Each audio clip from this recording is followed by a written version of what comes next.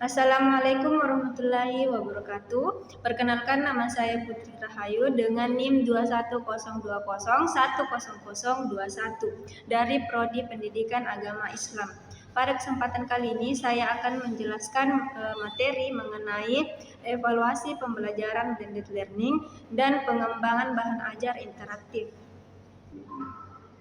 Yang pertama, evaluasi dalam blended learning. Evaluasi dalam blended learning yaitu penilaian untuk mengukur keefektivitasan penggunaan pembelajaran campuran tersebut antara online dan tatap muka. Yang kedua, teknik evaluasi yang digunakan dalam pembelajaran blended learning.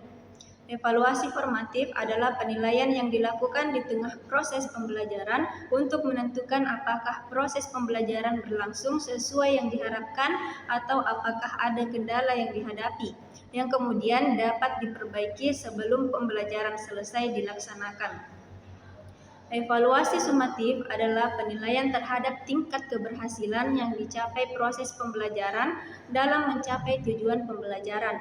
Evaluasi ini dilakukan untuk mengukur dua aspek, yaitu aspek peserta didik dan aspek proses pembelajaran.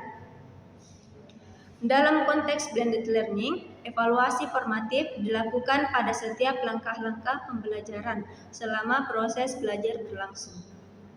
Evaluasi ini tidak hanya ditujukan pada tingkat pemahaman sementara peserta didik, tapi juga evaluasi proses pembelajaran yang telah dilakukan. Evaluasi sumatif pada pembelajaran blended learning dilakukan untuk mengetahui bagaimana tingkat pemahaman peserta didik terhadap materi pembelajaran setelah seluruh proses pembelajaran dilaksanakan. Untuk mengetahuinya yaitu dengan mengumpulkan data hasil belajar yang diperoleh dari tes yang diberikan kepada peserta didik setelah seluruh materi pembelajaran disampaikan. Yang pertama, pengertian bahan ajar. Bahan ajar merupakan salah satu unsur penting dalam proses pembelajaran. Bahan ajar adalah seperangkat sarana atau alat pembelajaran yang berisikan materi pembelajaran, metode, batasan-batasan, dan cara mengevaluasi yang didesain secara sistematis dan menarik dalam rangka mencapai tujuan yang diharapkan, yaitu mencapai kompetensi atau subkompetensi dengan segala kompleksitasnya. Bahan ajar interaktif merupakan inovasi yang disiapkan guru untuk mendukung terlaksananya pengajaran di saat waktu dan kondisi tidak memungkinkan melakukan pembelajaran luring seperti pada masa pandemi dahulu.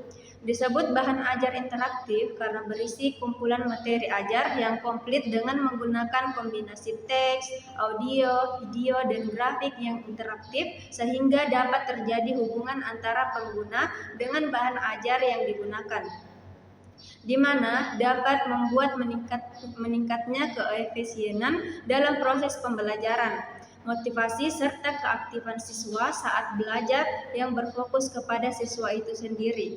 Untuk membuat proses dan hasil belajar menjadi lebih baik, bahan ajar interaktif ini sangat cocok untuk digunakan. Kemudian yang kedua, perkembangan bahan ajar interaktif. Bahan ajar dengan pendekatan interaktif perlu untuk dikembangkan. Namun, suatu pengembangan bahan ajar interaktif yang terkadang menghambat ialah sarana dan prasarana serta kondisi sekolah yang kurang memadai. Contohnya, sarana informasi seperti laptop maupun smartphone dengan mempelajari file modul yang dapat disimpan dalam perangkat tersebut, sehingga dapat memudahkan siswa untuk mempelajarinya tanpa harus membawa modul dalam bentuk printout. Sedangkan untuk prasarananya sendiri, misalnya ruang kelas yang tidak dilengkapi dengan perangkat proyektor atau layar interaktif, membatasi kemampuan guru untuk memvisualisasikan materi dengan cara yang menarik. Pengembangan bahan ajar interaktif berdasarkan dapat dilakukan dengan tahap-tahap yang dijelaskan dalam buku Pedoman Pengembangan Bahan Ajar Interaktif. Berikut adalah tahap-tahap yang harus dilakukan. Yang pertama yaitu pemilihan buku referensi.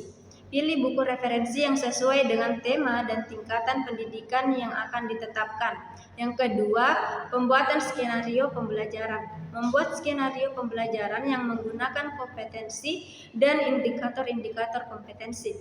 Yang ketiga, penyusunan skrip atau storyboard, membuat gambaran tampilan scan atau frame bahan ajar multimedia interaktif yang akan dikembangkan pada layar komputer. Yang keempat, penyusunan interaksi atau MPI, membuat evaluasi teori dan praktek materi ajar, indikator kompetensi, dan praktek mandiri atau pengembangan. Yang kelima, penyusunan sistematika penyajian materi, membuat diagram alir dan gambar yang menggambarkan sistematika penyajian materi.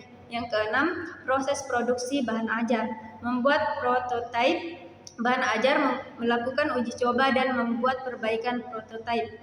Yang ketujuh, uji coba, melakukan uji coba satu-satu kelompok kecil dan lapangan. Yang kedelapan, validasi, melakukan validasi ahli materi dan validasi ahli media. Yang kesembilan, penyempurnaan produk, memperbaiki produk sesuai dengan masukan atau saran dari ahli materi, ahli media, dan pengguna. Yang ke-10, burning bahan ajar, membuat bahan ajar dalam bentuk CD atau media yang lain. Yang ke-11, evaluasi atau validasi, melakukan evaluasi atau validasi ulang sesuai dengan tahap pengembangan. Yang ke-12, penyempurnaan bahan ajar, memperbaiki bahan ajar sesuai dengan hasil evaluasi atau validasi. Dan yang terakhir, pengembangan bahan ajar terus. Sekian penjelasan materi dari saya. Wassalamualaikum warahmatullahi wabarakatuh.